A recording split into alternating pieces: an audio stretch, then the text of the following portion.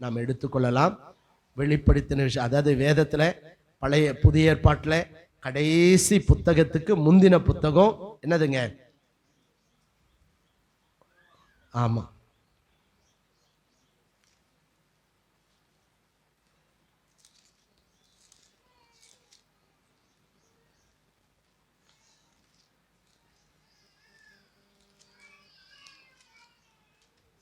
முந்தின நிருபம் எடுத்துட்டீங்களா? யூதாவுக்கு முன்னாடி இருக்கிற நிருபம் 3 யோவான் எடுத்துட்டீங்களா? 3 யோவான் 1-2 வசனங்களை நாம் சேர்ந்து வாசிக்கலாம். மூப்பனாகிய நான் சத்தியத்தின்படி நேசிக்கிற பிரியமான காயுக்கு எழுதுகிறதாவது, பிரியமானவனே, உன் ஆத்துமா வாழ்கிறது போல நீ எல்லாவற்றிலும் வாழ்ந்து சுகமாயிருக்கும்படி வேண்டுகிறேன். அல்லேலூயா.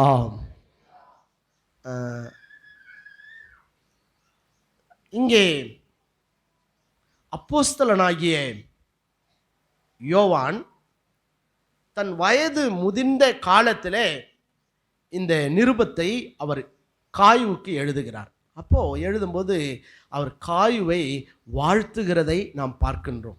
என்ன சொல்லி வாழ்த்துறான்னா, பிரியமானவனே, உன் ஆத்துமா வாழ்கிறது போல நீ எல்லாவற்றிலும் வாழ்ந்து சுகமாய் இருக்கும்படி நான் வேண்டுதல் செய்கிறேன். அல்லேலூயா. கர்த்தருக்கு சொல்லுங்க, கர்த்தருக்கு ஸ்தோத்திரம். சொல்றாரு, நீ எல்லாவற்றிலும் வாழ்ந்து சுகமாய் இருக்கும்படி நான் உனக்காக என்ன செய்கிறேன்? வேண்டுதல் செய்கிறேன். கர்த்தருடைய பரிசுத்த நாமத்துக்கு ஸ்தோத்திரம். ஒருவேளை காயு மாத்திரம் இல்லை, கர்த்தருடைய பிள்ளைகளாகிய நாம் ஒவ்வொருவரும் இந்த உலகத்தில் சுகமாய் வாழ்ந்திருக்க வேண்டும் என்பதுதான் தேவனுடைய விருப்பமும் வாஞ்சையுமாய் காணப்படுகிறது. அல்லேலூயா. ஆமாம், ஆண்டவர் நம்ம தெரிந்து கொண்டதற்கு பல நோக்கங்கள் உண்டு. முக்கியமாக கர்த்தர் நம்மை தெரிந்து கொண்டது இம்மைக்காக மாத்திரம் அல்ல, நாம் நித்திய வாழ்வை, பரலோக பாக்கியத்தை, சொல்லப்போனால் தேவனோடு என்றென்றைக்கும் வாழும்படியான அந்த மகா பெரிய ஸ்லாக்கியத்தை பெற்றுக்கொள்ளும்படியாக ஆண்டவர் இந்த உலகத்தில் உங்களையும் என்னையும் கர்த்தர் தெரிந்து கொண்டார். அல்லேலூயா. ஒருவேளை நமக்கு பரலோகத்தை மாத்திரம் ஆண்டவர் கொடுப்பேன் அப்படின்னு நமக்கு வாக்கு பண்ணவில்லை. இந்த பூமிக்குரிய வாழ்க்கையிலும் நாம் எல்லாவற்றிலும் வாழ்ந்து சுகமாய் இருக்க வேண்டும் என்பது தேவனுடைய விருப்பம். கர்த்தருக்கு ஸ்தோத்திரம். அதுக்காக தான் ஆண்டவர் உங்களை என்னை ரட்சித்தார். அதுக்காக தான் இன்னைக்கு எத்தனையோ பேருக்கு இல்லாத இந்த விலையேற பெற்ற பொக்கிஷமாகிய இந்த பரிசுத்த வேதாகமத்தை உங்கள் கையிலையும் என் கையிலையும் ஆண்டவர் கொடுத்திருக்கிறார். கர்த்தருக்கு ஸ்தோத்திரம். ஏன் தெரியுமா? இதை வாசித்தா, இதை நேசித்தா, இதை கை கொண்டு அதன்படி நாம் வாழ்ந்தால் இந்த பூமியிலே நாம் சுகமாய் வாழ்ந்திருக்க முடியும் என்பதற்கான வழியை கர்த்தர் இந்த வேதாகமத்தில் நமக்கு எழுதி கொடுத்து நம்முடைய கரங்களில் இதை பொக்கிஷமாக கர்த்தர் கொடுத்திருக்கிறார். அல்லேலூயா. கர்த்தருக்கு ஸ்தோத்திரம். அதனால் இங்கே சொல்கிறாரு, உன் ஆத்துமா வாழ்கிறது போல நீ எல்லாவற்றிலும் வாழ்ந்து சுகமாய் இருக்கும்படி உனக்காக நான் என்ன செய்கிறேன்? வேண்டுதல் செய்கிறேன். கர்த்தருக்கு ஸ்தோத்திரம். உங்கள் பக்கத்தில் பார்த்து சொல்லுங்க, நீங்கள் எல்லாவற்றிலும் வாழ்ந்து சுகமாக இருக்கும்படி கர்த்தர் உங்களை ஆசீர்வதிப்பாராங்கன்னு சொல்லுங்க பார்க்கலாம். ஆமென். அல்லேலூயா, அல்லேலூயா. என்ன பண்ணோமா? ஆண்டவருடைய பிள்ளைங்க எல்லாவற்றிலும். ஆமாம், அப்படின்னா அதில் பூமிக்குரிய சகல ஆசீர்வாதம் இல்லையா? ஒருவேளை உலகத்தில் பார்க்குறோம், ஆண்டவர் நமக்கு எத்தனையோ ஆசீர்வாதங்களை தேவன் தம்முடைய பிள்ளைகளுக்காக வைத்திருக்கிறார். படிப்பு, சுகம், சமாதானம், நல்ல வாழ்க்கை, நல்ல உத்தியோகம், நல்ல சம்பாத்தியம் இல்லையா? இப்படி நல்ல குடும்பம், நல்ல பிள்ளைங்க, நல்ல பெற்றோர், இப்படி நம்ம சொல்லிக்கொண்டே போகலாம். இதெல்லாம் கடவுள் நமக்கு கொடுக்கின்ற ஆசீர்வாதங்கள். அப்போது ஆண்டவர் அவருடைய பிள்ளைகளாகிய நமக்காக தான் இந்த பூமியிலே கர்த்தர் எல்லா ஆசீர்வாதங்களையும் நமக்கு வைத்திருக்கிறார். கர்த்தருக்கு ஸ்தோத்திரம். நாம எல்லா ஆசீர்வாதங்களையும் பெற்று நாம் இந்த உலகத்தில் சுகமாய் இருக்க வேண்டும் என்று சொல்லி நம்மை உண்டாக்கின தேவன் விரும்புகிறார். அல்லேலூயா. வேதம் சொல்லுது, ஆபிரகாம் வயது சென்று முதிர்ந்தவனானான், கர்த்தர் சகலத்திலும் ஆபிரகாம் என்ன பண்ணாராம்? ஆசீர்வதித்தார். எப்படி ஆசீர்வதிச்சாரா? சகலத்திலும் கர்த்தர் ஆசீர்வதித்தார். ஸோ கர்த்தர் நம்மையும், ஒருவேளை ஆபிரகாமை மாத்திரம் இல்லை, கர்த்தர் நம்மையும் இந்த பூமிக்குரிய வாழ்க்கையில் சகலத்திலும் நாம் ஆசீர்வதிக்கப்பட்டிருக்க வேண்டும் என்பதுதான் தேவனுடைய விருப்பம். அப்படிதான் கர்த்தர் நம்மை ஆசீர்வதிக்கும்படி தேவன் தெரிந்து கொண்டிருக்கிறார். கர்த்தருடைய நாமத்துக்கு ஸ்தோத்திரம். இங்கே இந்த யோவான் எழுதும்போது சொல்கிறாரு, உன் ஆத்துமா வாழ்கிறது போல. ஏன்னா இந்த பூமிக்குரிய வாழ்க்கையில் பார்க்கும்போது பாருங்கள், நம்முடைய இந்த மனிதன் என்று சொல்லும்போது இந்த மனிதனுக்குள்ளே 3 இருக்குது. ஒன்று ஆவி, ஆத்மா, சரீரம். இது 3ம் சேர்ந்த ஒன்று தான் என்னது? மனிதன். ஒருவேளை சோதரம் இந்த சரீரம் நம்முடைய ஆத்மாவை விட்டு பிரிந்து விட்டால் அடுத்தது அதுக்கு பேர் என்னது? மனுஷன் இல்லை, அதுக்கு பேர் பிணம் அல்லது சவம் இல்லை. ஸோ இந்த ஆகவே நமக்குள்ள 3 இருக்கு, ஆவி, ஆத்மா, சரீரம். எல்லாருடைய சரீரமும் ஒரு நாள் இந்த பூமிக்கு என்ன செஞ்சிடும்? போயிடும். ஏன்னா தேவன் மனிதனை மண்ணினாலே உருவாக்கினார். ஆண்டவர் ஆதாம் பார்த்து சொல்றார், நீ மண்ணா இருக்கிறாய், நீ மறுபடியும் எங்கே தான் திரும்புவ? மண்ணுக்கே திரும்புவாய். அதனால் என்னதான் அழகுபடுத்தி, என்னதான் இதை மேக்கப் பண்ணி, என்னதான் விலையுயர்ந்த காரியங்களை நம்ம செஞ்சாலும் ஒரு நாள் இந்த சரீரம் எங்கே போயிடும்? மண்ணுக்கு சொந்தம், இது மண்ணுக்கு போய்விடும். ஆனால் நம்முடைய ஆவி இருக்கு பாருங்க, இந்த ஆவி தேவன் தந்தது. அதனால் இந்த உலகத்தில் இருக்கிற எல்லா மனுஷனுடைய ஆவியும் தன்னை தந்த தேவனிடத்துக்கு ஒரு நாள் என்ன பண்ணிடுமா? போயிடும். இந்த ஆத்மா இருக்கு பாருங்க, இந்த ஆத்மா மனிதன் மரணத்தை சந்திக்கிற நாளிலே இந்த சரீரமாகிய கூட்டை விட்டு மனிதனுடைய ஆத்மா என்ன செய்துங்க? பிரிந்து விடுகிறது. ஆத்மா பிரிஞ்சிட்டா அடுத்தது அவன் செத்துட்டான்னு சொல்றான். ஆத்மா இருக்கிற வரைக்கும், ஸோ நம்முடைய ஆவி இருக்கிற வரைக்கும் தான் நம்ம யாரு? மனிதன், நம்ம உயிரோடு இருக்கிறோம். ஆனால் நாம் மரிக்கின்ற நாளிலே நம்முடைய ஆத்மாவும் நம்முடைய ஆவியும் நம்முடைய சரீரத்தை விட்டு என்ன செய்துங்க? பிரிந்து விடுகிறது. சரீரம் மட்டும் இந்த பூமிக்குரியது, அதனால் இந்த பூமியில் இருக்கும். ஆனால் இந்த ஆவி எல்லாருக்கும் கடவுள் கொடுத்தது.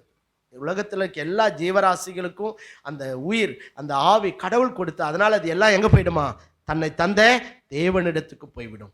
ஆனால் இந்த ஆத்மா இருக்கு பாருங்க, இந்த ஆத்மா தான் இந்த உலகத்தில் மனிதன் செய்த நன்மை தீமைக்கு தக்க பலனை ஒரு நாள் என்ன செய்யும்? அடையும். அதனால் இந்த உலகத்தில் தேவனோடு வாழ்ந்து, தேவனுக்கு பிரியமாய் வாழ்ந்து, தேவனுடைய பிள்ளையாய் நீ வாழ்வாயானால் மரித்த அப்புறம் இந்த ஆத்மா எங்கே போகும்னா, ஸோ தேவனிடத்துக்கு போகும். அங்கே நித்தியமாய் அங்கே பரிசுத்தவான்களோடு கூட அது இளைப்பாறுதலை பெற்றுக்கொள்ளும். அல்லேலூயா.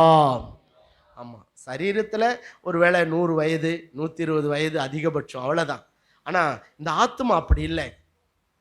நம்முடைய ஆத்மா வாழ வேண்டும் என்று சொன்னால் இந்த ஒருவேளை இந்த உலகத்தில் நாம் இயேசுவை ஏற்றுக்கொள்ளாம ஒரு மனிதன் மரிப்பானானால் மரணத்துக்கு பிற்பாடு அவனுடைய ஆத்மா எங்கே போயிடும்னா தேவனிடத்துக்கு போகாது. அதுக்கு பதிலாக அது எங்கே போகும்? பாதாளத்துக்கு போகும். அங்கே போய் பிசாசும் அங்கே இருப்பான். ஸோ பாவம் செய்த மனிதர்கள் அங்கே இருப்பார்கள். அங்கே நித்தியமாய் இவனுடைய ஆத்மா தண்டனையை அனுபவிக்கக்கூடியதாக இருக்குது. இந்த உலகத்தில் அவன் செஞ்ச எல்லா பாவத்துக்குரிய தண்டனையை இவன் இந்த உலகத்தில் இருக்கும்போது அனுபவிக்கணும். அங்கே மரித்த பிற்பாடும் இவனுடைய ஆத்மா பாதாளத்தில் போய் நித்தியமாய் அது மகா வேதனையை அனுபவிக்கக்கூடியதாய் காணப்படும். கர்த்தருக்கு ஸ்தோத்திரம். அதனால் ஆண்டவர் நம்மெல்லாம் தெரிந்து கொண்டது, இந்த உலகத்திலையும் நாம் வாழ்ந்திருக்கணும். நாம் ஆத்மா பரலோகத்தில் போய் அங்கே நித்தியமாய் தேவனோடு கூட வாழ்ந்திருக்க வேண்டும் என்பது தான் தேவனுடைய விருப்பம். கர்த்தருக்கு ஸ்தோத்திரம். அதனால் சரீரத்துக்கு நாம் கொடுக்குற முக்கியத்துவத்தை விட நம்முடைய ஆத்துமா செத்து விடாதபடி. பாவத்தில் வாழறானா அவன் ஆத்துமா என்ன போயிடுச்சுன்னு அர்த்தம்? மரித்து போனது என்று அர்த்தம். இயேசுவை ஏற்றுக்கொள்ளாத ஒரு மனிதன் வாழ்ந்து கொண்டிருக்கிறானா அவனுடைய ஆத்துமா பாவத்தினாலே தீட்டுப்பட்டு இருக்கிறது, பாவத்தினாலே மரித்து போயிருக்கிறது என்று அர்த்தம். ஆமாம், உன் ஆத்துமா வாழணும்னா உன் ஆத்துமாவை உண்டாக்கின தேவன் உனக்குள்ளாய் வாசம் பண்ண வேண்டும். அல்லேலூயா. ஆமாம், அவர் இல்லாத மனிதனுடைய ஆத்மா எப்படி இருக்கும்? அது செத்து போனதாக இருக்கும். அங்கே போய் நரகத்தில் அதை நித்தியமாய் வேதனையை அனுபவிக்க வேண்டியதாக இருக்கும். கர்த்தருக்கு ஸ்தோத்திரம். ஆகவே இங்கே யோவான் சொல்றாரு, உன் ஆத்துமா வாழுகிறது போல நீ பரலோகத்தில் போய் உன் ஆத்துமா வாழ போறது மட்டும் இல்லை, இந்த பூமிக்குரிய வாழ்க்கையில நீ எல்லாவற்றிலும் வாழ்ந்து எப்படி இருக்கணும்? சுகமா இருக்க வேண்டும் என்பதற்காக நான் வேண்டுதல் செய்கிறேன் என்று சொல்லி இங்கே யோவான் அங்கே காயுவை வாழ்த்துகிறதை நாம் பார்க்கின்றோம். கர்த்தருடைய பரிசுத்த நாமத்துக்கு ஸ்தோத்திரம். அப்ப நம்ம எல்லாரும் எல்லாவற்றிலும் வாழ்ந்து சுகமாய் இருக்க வேண்டும் என்பது தேவனுடைய விருப்பம். அல்லேலூயா. ஆமாம். ஸோ நாம் இந்த உலகத்திலே நாம் வாழ்ந்து சுகமாய் இருக்க வேண்டும் என்று சொன்னால் ஆண்டவர் வேதாகமத்தில் நாம் என்ன செய்தால் நாம் சுகமாய் இருக்க முடியும் என்று சொல்லி ஆண்டவர் நமக்கு எழுதி கொடுத்திருக்கிறார். கர்த்தருடைய நாமத்துக்கு ஸ்தோத்திரம். ஒருவேளை நான் சுகமாக வாழணும் பாஸ்டர் அப்படின்ற விருப்பம் நமக்கு இருந்தால் மட்டும் போதாது. தேவன் சொல்லியிருக்கிறவைகள் படி நாம் வாழும்போது தான் இந்த உலகத்தில் நீங்கள நானும் சுகமாய் வாழ்ந்திருக்க முடியும், நம்முடைய சந்ததி சுகமாய் வாழ முடியும். கர்த்தருடைய பரிசுத்த நாமத்துக்கு ஸ்தோத்திரம். அதனால நாம் சுகமாய் இந்த பூமியில வாழ வேண்டுமானால் நாம் என்ன செய்ய வேண்டும் என்று சொல்லி வேதாகமத்திலே ஆண்டவர் நமக்கு எழுதி கொடுத்திருக்கிறார். உபாகமத்தின் புத்தகத்திலே 33ஆம் அதிகாரத்திலே 12வது வசனத்தை நாம் வாசிக்கலாம். உபாகமத்தின் புஸ்தகம் 33ஆம் அதிகாரம் 12ஆம் வசனம். பென்யமீனை குறித்து கர்த்தருக்கு பிரியமானவன்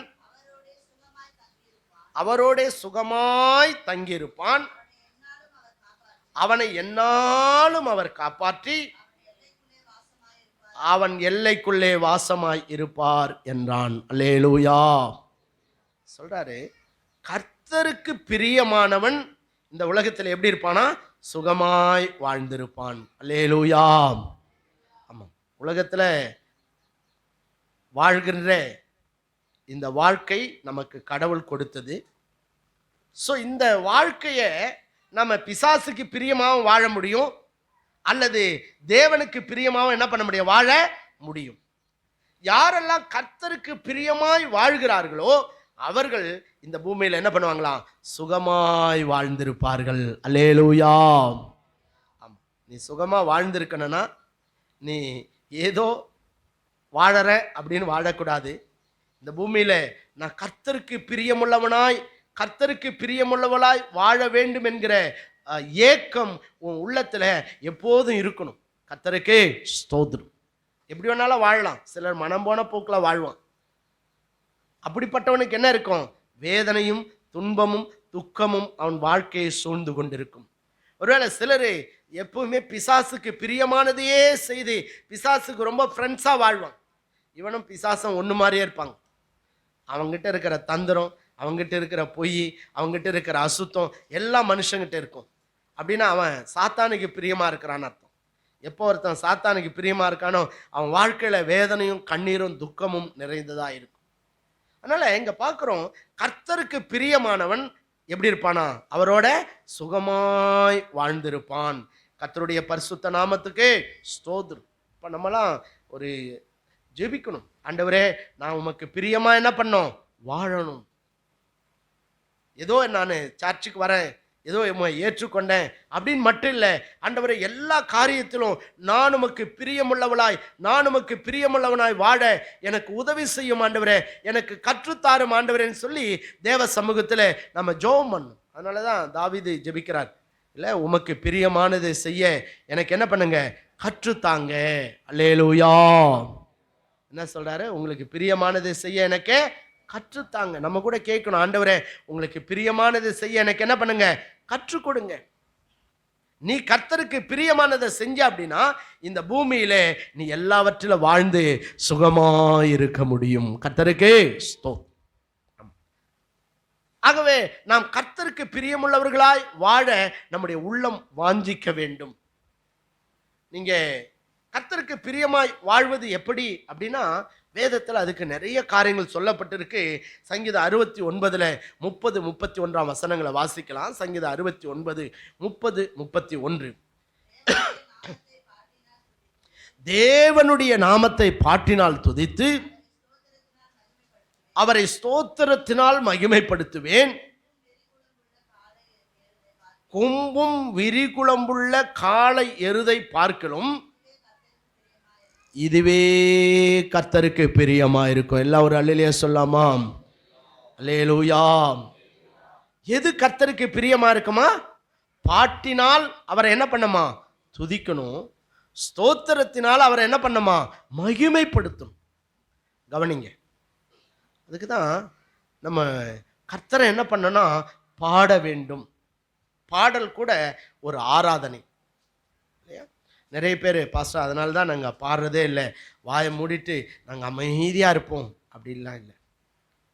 மரித்தவர்களும் மௌனத்தில் இறங்குகிறவர்களும் கர்த்தரை என்ன பண்ண மாட்டாங்களாம்? துதிக்க மாட்டார்கள். நீங்கள் எப்போதும் கர்த்தரை பாடணும்.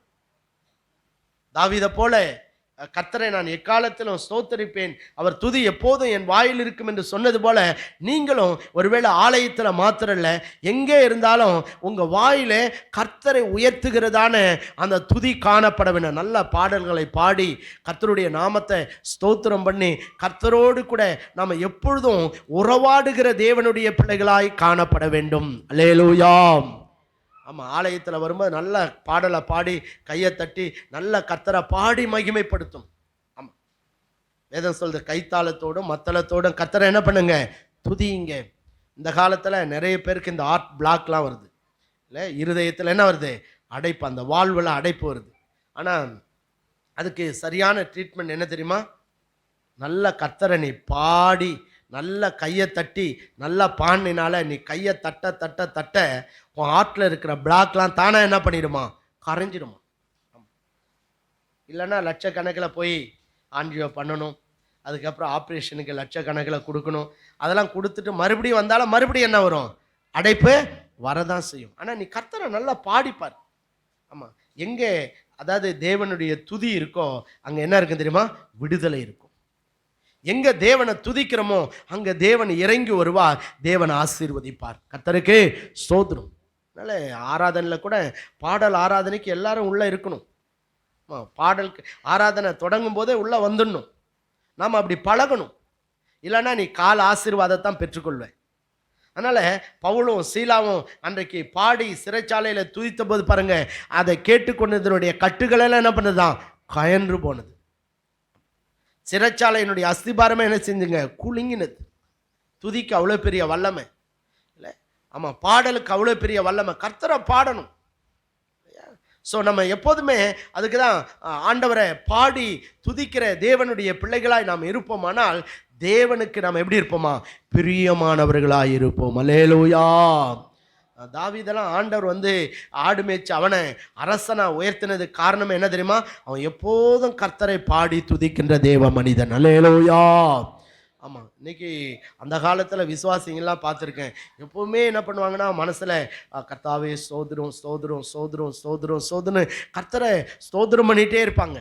ஆனால் இப்போ இருக்கிற விசுவாசிங்க சிலர் அப்படி இருக்கீங்க, ஆனால் பலர் அப்படி இல்லை.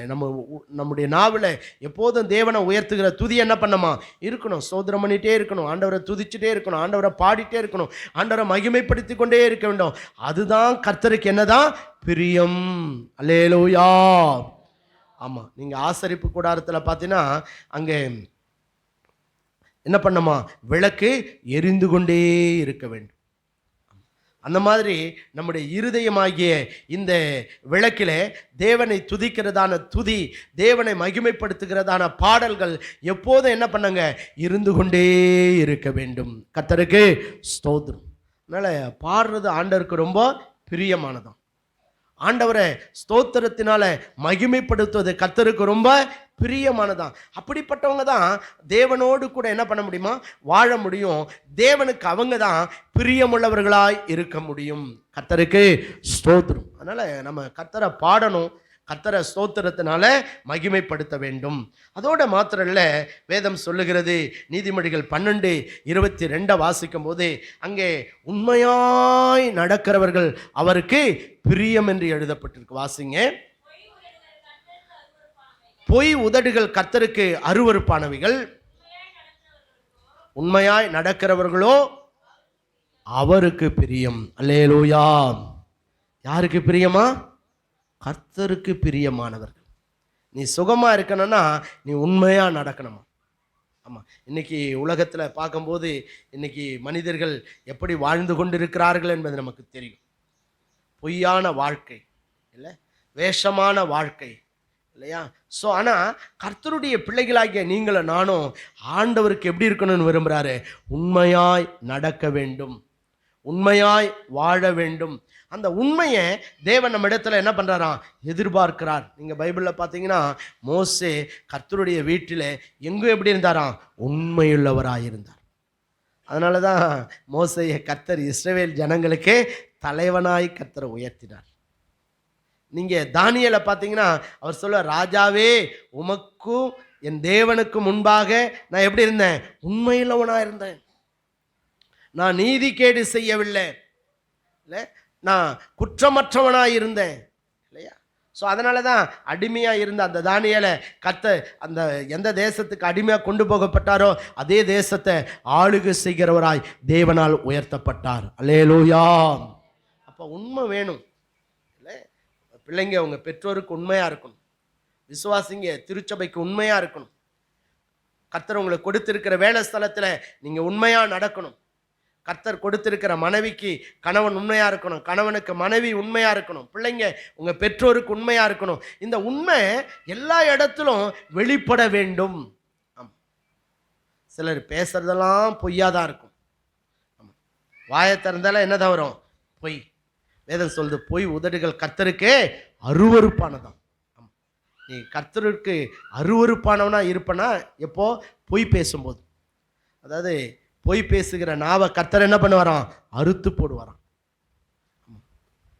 பொய்யன் 2ஆம் மரணமாகிய அக்கினியும் கந்தகமும் எரிகிற கடலில் தள்ளப்படுவானா. ஃபர்ஸ்ட் நான் ஒன்றும் பெரிய பாவலாம் செய்யலை, எப்பயாவது கொஞ்சம் கொஞ்சம் பொய் பேசிக்குவேன் அப்படின்னா ஆண்டவருடைய வார்த்தை சொல்றது, அப்படிப்பட்டவன் எங்கே போவானா? நரகத்துக்கு போவானா. பொய் கூட பெரிய பாவம்னு வேதம் சொல்லுது. அதனால் தேவனுக்கு எல்லாவற்றிலும் உண்மையாக இருக்கணும். இன்னைக்கு நிறைய குடும்பங்கள் பாருங்க, ஆசீர்வாதத்தை பெற்றுக்கொள்ள முடியாமல் இருக்க காரணம் தெரியுமா? கர்த்தருக்கு உண்மை கிடையாது. ஆமா, கர்த்தருக்கு உண்மையா என்ன பண்றது? நடக்கிறதே கிடையாது. நிறைய பேர் அப்படிதான். வேதத்தை வாசிக்கிறது கிடையாது, ஜெபிக்கிறது கிடையாது, தன்னுடைய வருமானத்தில் 10ல் 1 உண்மையாய் கர்த்தருக்கு கொடுப்பது கிடையாது இல்லையா? ஸோ உண்மையற்ற வாழ்க்கை அப்படின்னா அங்கே என்ன இருக்காதுங்க? தேவனுடைய பரிபூர்ணமான ஆசீர்வாதத்தை நீ பெற்றுக்கொள்ள முடியாது. ஆண்டவர் நீ சுகமாக வாழ்ந்திருக்கணும்னா நீ தேவனுக்கு, மனிதனுக்கு இந்த உலகத்தில் கர்த்தர் வைத்திருக்கிற எல்லா இடங்களிலும் உன்னுடைய உண்மை தன்மையை நீ வெளிப்படுத்த வேண்டும். பிசாசு தான் பொய்யனும் பொய்க்கு பிதாவுமா இருக்கிறான். அதுவும் இன்னைக்கு இருக்கிற பிள்ளைங்க, வாலிப பிள்ளைங்க பார்த்தீங்கன்னா பேசுறதெல்லாம் பேரண்ட்ஸ் ஆண்ட என்னவா தான் இருக்கும்? பொய்யா தான் இருக்கும். அப்படின்னா நீ ஆசீர்வாதத்தை இழந்துருவே, நீ தேவனுக்கு அருவருப்பானவனா இருக்கிறனா. அதனால் இங்கே சொல்கிறார், உண்மையுள்ள மனுஷன்தான் எவ்வளோ ஆசீர்வாதங்களை பெறுவானா? பரிபூர்ண ஆசீர்வாதங்களை பெறுவான். அதனால் ஆண்டவருக்கு உண்மையாக இருங்க, உங்கள் பெற்றோர் உங்கள் குடும்பத்துக்கு உண்மையாக இருங்க.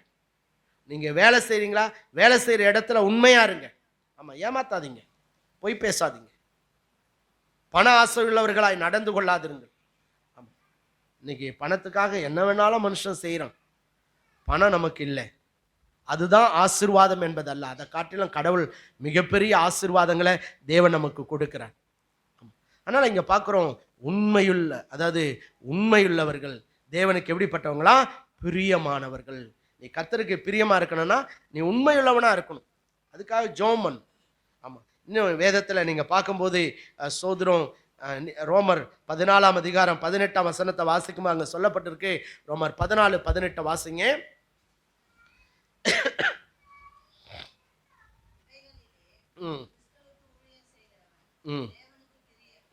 தேவனுக்கு பிரியமும் மனுஷரால் அங்கீகரிக்கப்பட்டவனுமா இருக்கிறான். எல்லாரும் ஒரு அழிலே சொல்லாமா? ஆமாம். நீ கர்த்தருக்கு பிரியமா இருந்தா சுகமா வாழ்ந்திருப்ப. அப்போ நீ கர்த்தருக்கு பிரியமா இருக்கணும்னா கர்த்தரை துதிக்கணும், பாடணும். அதோடு மாத்திரம் இல்லை, நீ உண்மையா இருக்கணும். மூன்றாவது சொல்றாரு இங்க, அவருக்கு என்ன பண்ணணும்? நம்ம ஊழியம் செய்யணும். சொல்லுங்களா? அவருக்கு என்ன பண்ணணும்? ஊழியம் செய்யணும். அவருக்கு வேலை செய்யணும் இன்னைக்கு. ஏன்னா அவர் தான் நமக்கு எல்லாத்தையும் கொடுத்திருக்கிறவர். எல்லாரும் ஒரு அல்லேலூயா சொல்லாமா? ஆமாம் தானே? இந்த உயிர் யார் கொடுத்தது? சொல்லுங்க, யார் கொடுத்தது? கர்த்தர் கொடுத்தது. சம்பாதிப்பதற்கு பலன், ஞானம், அறிவு, படிப்பு, உத்தியோகம் இல்லையா, எல்லாம் யார் கொடுத்தது? கர்த்தர் கொடுத்தது.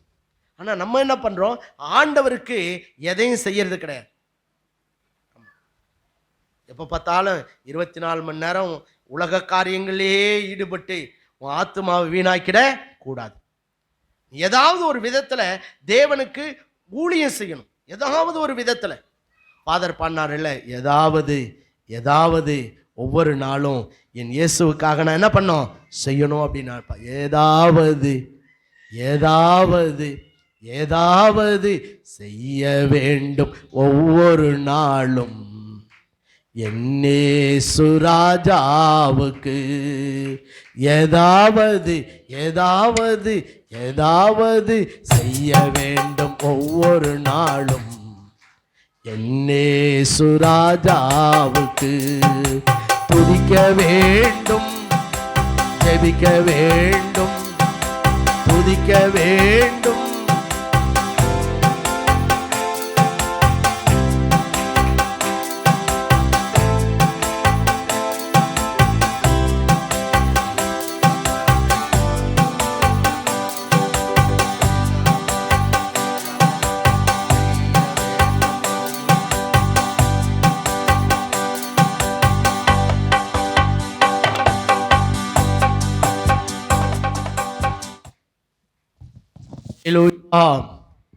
ஒவ்வொரு நாளும் நம்மை படைத்த ஆண்டவருக்கு நம்ம எதையாகிலும் என்ன பண்ணணுமா செய்யணும். ஆமாம், இந்த உயிரையே கொடுத்துருக்கிற அவரு இல்லை. ஆனால் சில நேரத்தில் நம்ம பெருசாக செஞ்சிட்ட மாதிரி பெருமை பாராட்டும் ஒன்றும் இல்லை. நம்மால் ஏதாவது தேவன் நமக்கு எவ்வளோ தாளந்துகளை, கிருபைகளை, வரங்களை, வல்லமையை, இல்லை ஐஸ்வர்யத்தை, சுகத்தை, பலத்தை கர்த்தர் எல்லாத்தையும் கொடுத்திருக்கிறாரே. நாம் அவருக்கு என்ன பண்ணமா? ஊழியம் செய்ய வேண்டும். ஆமாம், ஒருவேளை ஊழியனா முழு நேர பாஸ்டராக வந்தால் மட்டும்தான் ஊழியம் இல்லை. ஆமாம், மற்றவங்களுக்கு ஆண்டவருடைய அன்பை நீ அறிவிக்க வேண்டும். உன் பணத்தை கர்த்தருடைய ஊழியங்களுக்காய் கொடுத்து கர்த்தருடைய ஊழியத்தை தாங்க வேண்டும். தேவ சமூகத்தில் தேசம் அழிந்து விடாதபடி திறப்பில் நின்று கர்த்தருடைய சமூகத்தில் நீ ஜெபிக்க வேண்டும். இப்படி ஊழியம் பல விதங்களில் இருக்குது. நிறைய பேர் நினச்சிக்கிது மைக் பிடிச்சி பாட்டு பாடினா பிரசங்கம் பண்ணால் மட்டும்தான் ஊழியம். இல்லை, அது ஊழியம் தான். ஆனால் இவையெல்லாம் இயேசு கிறிஸ்து ஊழியம் செய்த நாட்களில் அநேக ஸ்திரீகள் தங்கள் ஆஸ்திகளினால் என்ன பண்ணார்களாம்? ஊழியம் செய்தார்கள். அவங்களுக்கும் ஊழியக்காரங்கன்னு தான் பேர். கர்த்தருக்கு ஸ்தோத்திரம். அதனால் ஏதாவது ஒரு விதத்தில் நாம் தேவனுக்கு என்ன செய்ய வேண்டுமா? ஊழியம் செய்ய வேண்டும். ஆமாம், நீ இருக்கிற ஆஃபீஸில் ஆண்டவரை பற்றி சொல்லுங்க. அங்கே ஒரு ஜெபக்குழுவை உருவாக்குங்க இல்லையா? அவங்களுக்கு ஆண்டவருடைய அன்பை பகிர்ந்து கொள்ளுங்க. அது ஊழியம். அதனால் இங்கே சொல்றாரு, ஊழியம் செய்கிறவர்கள் யாருக்கு பிரியமா? கர்த்தருக்கு பிரியமா. அதனால தான் வேதம் சொல்லுது, அநேகரை நீதிக்கு உட்படுத்துகிறவர்கள் ஆகாயத்திலே பிரகாசிக்கிற நட்சத்திரங்களைப் போல என்ன பண்ணுவார்களா? இந்த பூமியிலே இருக்கிறார்கள். யார்ப்பா நட்சத்திரம்னா ரஜினி இல்லை, சினிமா நடிகர் நடிகைகள் அல்ல. யார் நட்சத்திரமா? கர்த்தருடைய சுவிசேஷத்தை, கர்த்தருடைய ஊழியத்தை ஏதாவது ஒரு விதத்தில் இந்த பூமியிலே செய்கிறார்களே அவர்கள்தான் இந்த உலகத்தில் என்னவா? நட்சத்திரமா. அந்த சந்ததியை, அந்த தலைமுறையை கர்த்தர் என்ன செய்வாராம்? ஆசீர்வதிப்பாராம். அதனால் ஏதாவது ஒரு விதத்தில் கர்த்தர் உங்களுக்கு கொடுத்திருக்கிற கிருபைகளை, வரங்களை, வல்லமையை தேவனுக்காக நீங்கள் என்ன செய்யணுமா? பயன்படுத்த வேண்டும். ஏதாவது ஒரு விதத்தில் கர்த்தருக்கு ஊழியம் செய்யணும். ஒரு பிரேயர் செல்ல நடத்தலாம், ஒரு ஜெபக்குழுவை நீங்கள் உருவாக்கலாம் இல்லையா? ஸோ வாரத்தில் ஒரு நாள் ஒதுக்கி ஒரு கிராமத்தில் போய் ஆண்டவருடைய நற்செய்தியை நீங்கள் அறிவிக்கலாம் இல்லையா? சபையோடு இணைந்து சோதரம் நீங்கள் ஊழியங்களில் உங்களை ஈடுபடுத்திக் கொள்ளலாம். ஏதாவது ஒரு விதத்தில் சோதரம் நீங்கள் உங்களை ஊழியத்தோடு கூட உங்களை நீங்கள் ஈடுபடுத்தி கொள்ள வேண்டும். ஆமாம், வெறும் வேலை வேலை வேலைன்னு பண்ணால் வேலை எல்லாம் கொடுக்காது, கர்த்தர் தான் எல்லாம் கொடுக்குறவர். அல்லேலூயா. ஆமாம், வேலை பணம் தான் உனக்கு கொடுக்கலாம், ஆனால் அப்பா தான் நீ சுகமாய் வாழ்ந்திருக்கும்படி எல்லா ஆசீர்வாதத்தையும் கொடுக்கிறவர். அல்லேலூயா. அப்போ அவருக்கு நீ வேலை செய்யணும், அவருக்கு நீ ஊழியம் செய்யணும். ஆமாம், அவருக்கு ஒவ்வொரு நாளும் எதையாகிலும் நீ செய்து கொண்டே இருக்க வேண்டும். பார்க்குறோம், ஊழியம் செய்கிறவர்கள் கர்த்தருக்கு எப்படிப்பட்டவர்களா? பிரியமானவர்கள். கர்த்தருக்கு ஸ்தோத்திரம். இன்னும் வேதத்தில் பார்த்தீங்கன்னா ரோமர் 14, அதாவது எரேமியா 9:23-24 வாசிக்குமா அங்கே சொல்கிறாரு. எரேமியா 9:23-24 வாசிங்க.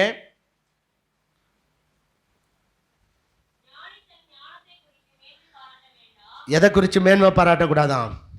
ஞானத்தை குறித்து மேன்மை பாராட்டக்கூடாது.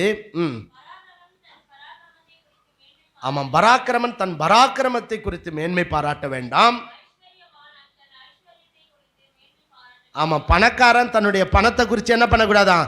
மேன்மை பாராட்ட வேண்டாம். மேன்மை பாராட்டுகிறவன் பூமியிலே கிருபையையும் நியாயத்தையும் நீதியையும் செய்கிற கர்த்தர் நான் என்று என்னை அறிந்திருக்கிறதை குறித்தே மேன்மை பாராட்ட கடவன் என்றார். அல்லேலூயா. ஆமாம், நம்ம வாழ்க்கையில் நம்ம ஆண்டவருக்கு நன்றி உள்ளவங்களாக இருக்கணும்.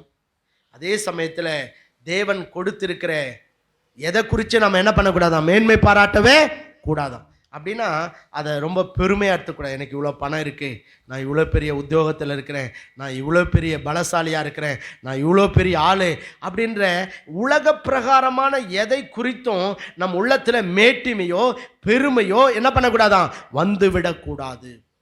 அவைகளுக்காக ஆண்டவருக்கு நன்றி சொல்லணும். கர்த்தர் நல்ல உத்தியோகத்தை கொடுத்துருக்கிறாரா? கர்த்தருக்கு சோதரம் பண்ணுங்க, ஆண்டவருக்கு நன்றியா இருங்க. ஒருவேளை ஆண்டவர் இந்த பூமிக்குரிய வாழ்க்கையில் உங்களுக்கு எத்தனையோ மேன்மையான ஸ்தானத்தை கொடுத்துருக்காரா? தேவனுக்கு நன்றி சொல்லுங்க. ஆனால் அதை குறித்து என்ன பண்ணாதீங்க? மேன்மை பாராட்டாதீங்க. அதெல்லாம் கொடுத்தவர் கர்த்தர் என்பதை அறிந்து, ஒருவேளை இதெல்லாம் உங்களுக்கு எதனால் கிடைச்சது? தேவனை அறிகிற அந்த அறிவினால் கிடைத்தது என்பதை உணர்ந்து தேவனை நீங்கள் அறிந்திருக்கிறீங்களே, அதை குறித்து தான் இந்த பூமியில் நம்ம என்ன செய்யணுமா? மேன்மை பாராட்ட வேண்டும். அல்லேலூயா. சிலர்லாம் ஜாதியை குறித்து மேன்மை, படிப்பை குறித்து மேன்மை, அழகை குறித்து மேன்மை, ஆஸ்தியை குறித்து மேன்மை, இதெல்லாம் அழிஞ்சு போயிடும். ஆமாம், இதெல்லாம் என்னடுங்க? ஒரு மாயை.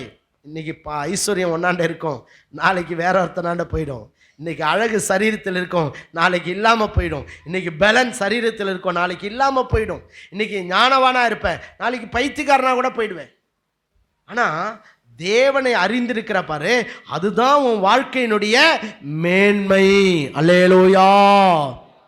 அதனால தான் பவுல் சொல்றார், தேவனை அறிகிற அறிவின் மேன்மைக்காக நான் எல்லாவற்றையும் நஷ்டமும் குப்பையுமாய் எண்ணிக்கொண்டிருக்கிறேன். ஆமாம், இந்த உலகத்தில் யார் தெரியுமா மேன்மை உள்ளவங்க? கர்த்தரை தெய்வமாக கொண்டிருக்கிறவங்க. அல்லேலூயா. ஆமாம், நீ ஆண்டவரை உன் தெய்வமாக கொள்ளாம மற்ற உனக்கு எல்லாம் இருக்கலாம், ஆனால் நீ மேன்மை பாராட்ட முடியாது. அதெல்லாம் ஒரு நாள் இல்லாமல் போயிடும். ஆமாம், ஆனால் நீ தேவனை அறிந்திருக்கிறியே, அதுதான் உன் வாழ்க்கையினுடைய மேன்மைக்கு மூல காரணம் என்பதை உணர வேண்டும். அல்லேலூயா. ஆமாம், யோசனை இன்னைக்கு இங்கே எத்தனையோ பேர் இருக்கோம். ஒருவேளை நம்ம வாழ்க்கையெல்லாம் ஆண்டவர் அறியாத முன்னே நாம் இருந்த நிலைமை நமக்கு தெரியும். ஆனால் இயேசுவை அறிந்ததுனால தான் இன்னைக்கு இத்தனை மேன்மையை, இத்தனை பாக்கியத்தை ஆண்டவர் உங்களுக்கும் எனக்கும் தந்திருக்கிறார். அல்லேலூயா. இயேசு அறியாமல் இருந்த வரைக்கும் நம்ம ஜீரோ. ஆனால் ஆண்டவர் அறிஞ்சதுனால தான் இன்னைக்கு இந்த உலகத்தில் நாம் கனம் பெற்றவர்கள், மேன்மையுள்ளவர்கள். நம்முடைய சந்ததி கனமுள்ள மேன்மை பெற்ற சந்ததியாய் கர்த்தர் வைத்திருக்கிறார். கர்த்தருக்கு ஸ்தோத்திரம்.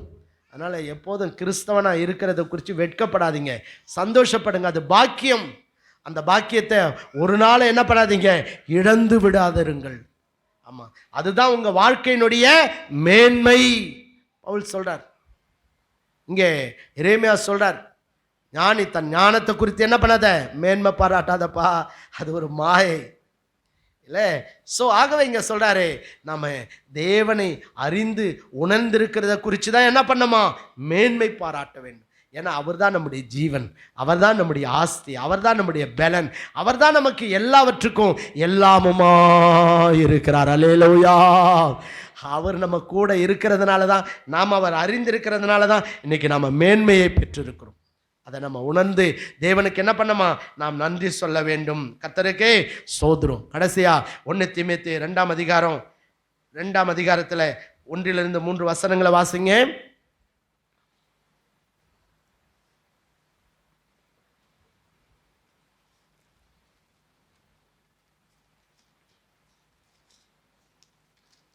வாசிங்க. 1 தீமோத்தேயு 2 அதிகாரம் 1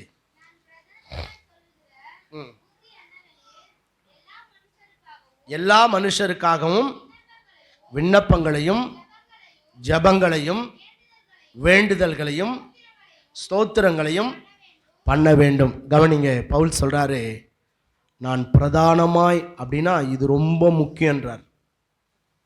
நான் பிரதானமாய் சொல்லுகிற புத்தி என்னவெனில், எல்லா மனுஷருக்காகவும் நீங்க என்ன பண்ணோம், விண்ணப்பங்களையும் ஜெபங்களையும் வேண்டுதல்களையும் ஸ்தோத்திரங்களையும் பண்ண வேண்டும். அல்லேலூயா. ஜெபத்தில் இதெல்லாம் இருக்கா? அப்ப சொல்றாரு, எல்லா மனுஷருக்காக நீங்க என்ன பண்ணோம், ஜெபம் பண்ண வேண்டும் சொல்லிட்டு சொல்றாரு, நாம் எல்லா பக்தியோடும் நல்லொழுக்கத்தோடும் கலகம் இல்லாமல் அமைதலுள்ள ஜீவனம் பண்ணும்படிக்கு ராஜாக்களுக்காகவும் அதிகாரமுள்ள யாவருக்காகவும் அப்படியே செய்ய வேண்டும். நம்முடைய இரட்சகராகிய தேவனுக்கு முன்பாக அது நன்மையும் பிரியமா இருக்கிறது. அல்லேலூயா. எதுப்பா ஆண்டவருக்கு பிரியம் அப்படின்னா, இங்க சொல்றாரு, எல்லா மனுஷருக்காகவும் நீங்களும் நானும் என்ன பண்ணமா, ஜெபம் பண்ண வேண்டும். கர்த்தருக்கு ஸ்தோத்திரம். ஆமா, ஜெபம் பண்ணுகிறவர்கள் தேவனுக்கு பிரியமானவர்கள், ஜெபம் பண்ணாதவர்கள் தேவனுக்கு அருவருப்பானவர்கள். நீ விசுவாசியா இருக்கலாம், இயேசுவை ஏற்றுக்கொண்டிருக்கலாம், நல்லது. ஆனால் நீ உன் வாழ்க்கையில் ஜெபம் இல்லைன்னா நீ தேவனுக்கு எப்படி இருப்ப, அருவருப்பானவனாய் காணப்படுவாய். ஆனால் ஜெபிக்கிற தேவனுடைய பிள்ளைங்க கர்த்தருக்கு எப்படி இருப்பாங்களாம், பிரியமுள்ளவர்களாய் காணப்படுவார்கள். அல்லேலூயா. அதனால தான் பிசாசு, நீ சர்ச்சைக்கு போ, கிறிஸ்தவனா இரு, ஆனால் ஜெபம் மட்டும் என்ன பண்ணாத. ஏன்னா எனக்கு பிடிக்காத ஒரே ஒரு விஷயம் என்னது, ஜெபம். பிசாசு சொல்லுவான். அதனால நீ ஜெபம் பண்ணாத. ஏதோ போறியா, ஞாயிற்றுக்கிழமை மட்டும் சோதரம் பண்ணியா, ஜெபம் பண்ணியா, அதோட முடிச்சுக்கோ. இதோட அடுத்த ஞாயிற்றுக்கிழமை தான் உன் வாயில் என்ன வரணும், ஜெப சத்தமே வரணும். இடையில வரக்கூடாதுன்னு சொல்லி சிலரை பிசாசு கட்டி வச்சிருப்பான். ஆனால் வேதம் சொல்லுது, நீங்களும் நானும் தேவனுக்கு பிரியமுள்ளவர்களாய் வாழணும்னா நம்ம வாழ்க்கையில் பிரதானமாக என்ன இருக்கணுமா, ஜெபம் இருக்கணும். ஆமாம், நீங்கள் என்ன பாருங்க, ஜெபிக்கிற தேவனுடைய பிள்ளைங்க சோதரம் தேவனுக்கு பிரியமானவங்களாக இருப்பாங்க. ஜெபிக்காத தேவனுடைய பிள்ளைங்க பிசாசுக்கு பிரியமானவங்களாக இருப்பாங்க. விசுவாசிகள் அப்படிதான்.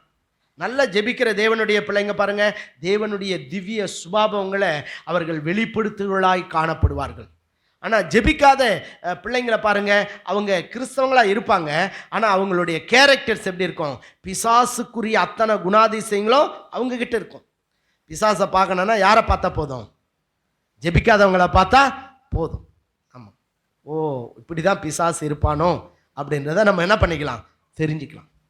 அதனால தான் இங்கே சொல்கிறாரு, பிரதானமாய் நான் சொல்லுகிற புத்தி எல்லாருக்காக என்ன பண்ண, நீங்கள் ஜெபம் பண்ணணும், விண்ணப்பங்களை செய்யணும், வேண்டுதலை செய்யணும், ஸ்தோத்திரம் பண்ணணும். பவுல் சொல்றார் எல்லாருக்காகவும். அதனால் சிலர் எப்படின்னா சுயநல ஜெபம் இருக்கும். ஜெபத்தில் நிறைய இருக்குது, என்ன ஆசீர்வதியும், என் மனைவி ஆசீர்வதியும், என் பிள்ளை ஆசீர்வதியும், ஆமேன், இதான் ஜெபம். அப்படின்னா நீ சுயநலக்காரன். ஆனால் கர்த்தருடைய பிள்ளைங்க இங்கே சொல்கிறார், எல்லா மனுஷருக்காகவும். உன் குடும்பத்துக்காக ஜெபிக்கணும், உனக்காக ஜெபம் பண்ணணும், அது கடமை. உன் தனிப்பட்ட வாழ்க்கைக்காக ஜெபம் பண்ணணும், என்னை சரி பண்ணுங்க ஆண்டவரே, என்னை மாற்றுங்க ஆண்டவரே, ஜெபிக்கணும். உன் குடும்பத்துக்காக ஜெபிக்கணும், ஆண்டவரே எங்கள் குடும்பத்தை ஆசீர்வதியும், பரிசுத்தப்படுத்தும், ஜெபம் பண்ணணும். அதோடு மட்டும் இல்லை, உன் திருச்சபைக்காக ஜெபிக்கணும், உங்கள் ஊழியக்காரங்களுக்காக ஜெபிக்கணும், சபையில் இருக்கிற எல்லா பிள்ளைகளுக்காக ஜெபிக்கணும். பாருங்க, அதோட நிறுத்திக்கூடாது, தேசத்தில் இருக்கிற எல்லா மனிதர்களுக்காக நாம் ஜெபம் பண்ண வேண்டும். அல்லேலூயா. ஆமாம், இந்த தேசம் ஆசீர்வாதமாக இருக்கணும்னா ஒருவேளை இப்போ இருக்கிற பிரதமரோ அல்லது புதிதாய் பொறுப்பேற்க போகிற பிரதமர் கையிலையோ இல்லை, அது ஜெபிக்கின்ற தேவனுடைய பிள்ளைகளுடைய கரங்களில் இருக்கு. அல்லேலூயா. அதனால் நம்ம ஜெபிக்கணும், தேசத்துக்காக ஜெபம் பண்ணிட்டே இருக்கணும். அதிகாரம் உள்ளவர்களுக்காக என்ன பண்ணோம்? ஜெபம் பண்ணணும். வேலை செய்கிறீங்களா? உங்கள் டிபார்ட்மெண்ட்டில் இருக்கிற அத்தனை அதிகாரிகளுக்காக நீங்கள் என்ன பண்ணணும்? ஜெபம் பண்ணணும்.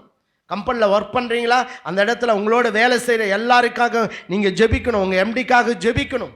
ஆமாம், படிக்கிறீங்களா? படிக்கிற இடத்துல உங்கள் டீச்சர்ஸ்க்காக ஜெபிக்கணும். கல்லூரியில் படிக்கிறீங்களா? உங்கள் ப்ரொஃபஸர்ஸ்க்காக, நீங்கள் உங்களுடைய காலேஜில் இருக்க அத்தனை பேருக்காக ஜெபம் பண்ணணும். உங்களோட படிக்கிறவங்களுக்காக ஜெபம் பண்ணணும். அப்போ தான் நீங்கள் அந்த இடத்துல சாட்சியாக இருப்பீங்க.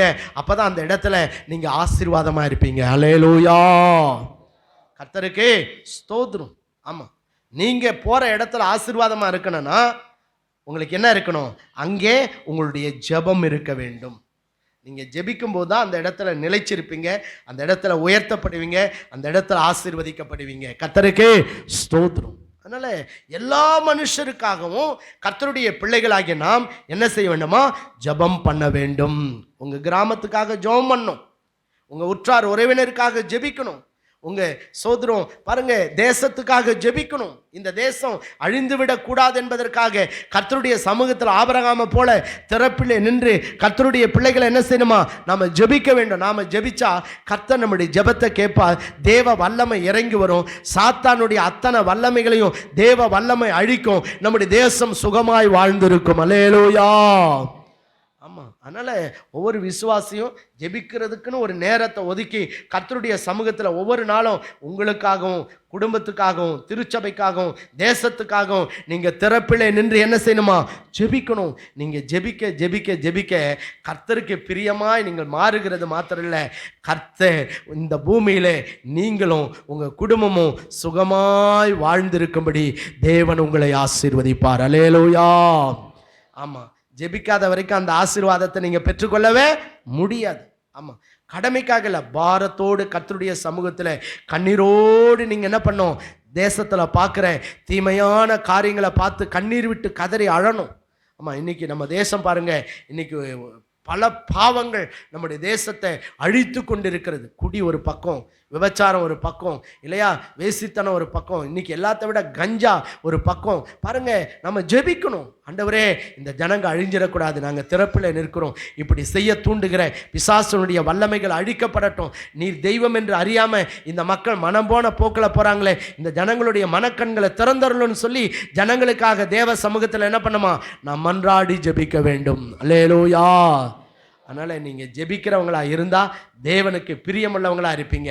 அப்படி தேவனுக்கு பிரியமுள்ள ஜெபத்தை நீங்கள் செய்கிறவளா இருந்தால் இந்த பூமியில் நீங்கள் எல்லாவற்றிலும் வாழ்ந்து சுகமாயிருப்பீர்கள். அல்லேலூயா. கர்த்தருக்கு ஸ்தோத்திரம். ஊழியம் செய்கிறவளா இருந்தால் கர்த்தருக்கு நீங்கள் பிரியமுள்ளவங்களா இருப்பீங்க. கர்த்தர் இந்த பூமியில் எல்லாவற்றிலும் வாழ்ந்து சுகமாய் இருக்கும்படி உங்களை ஆசீர்வதிப்பார். அல்லேலூயா. நீங்கள் உண்மையாய் நடக்கிறவளா இருந்தால் கர்த்தருக்கு பிரியமாய் இருப்பீர்கள். தேவன் எல்லாவற்றிலும் வாழ்ந்து சுகமாய் இருக்கும்படி உங்களை ஆசீர்வதிப்பார். கர்த்தருக்கு ஸ்தோத்திரம். அதோடு மாத்திரம் இல்லை, நீங்கள் எப்போதும் தேவனை பாடுகிறவர்களாய், தேவனை ஸ்தோத்திரத்தினாலே மகிமைப்படுத்தவர்களாய் இருப்பீர்கள் என்று சொன்னால் நீங்கள் கர்த்தருக்கு பிரியமானவர்களாய் இருப்பீங்க. அப்பொழுது தேவன் நீங்கள் எல்லாவற்றிலும் வாழ்ந்து சுகமாயிருக்கும்படி, உங்கள் ஆத்துமா வாழ்கிறது போல எல்லாவற்றிலும் வாழ்ந்து சுகமாயிருக்கும்படி தேவன் உங்களை ஆசீர்வதிப்பார். கர்த்தருக்கு ஸ்தோத்திரம்.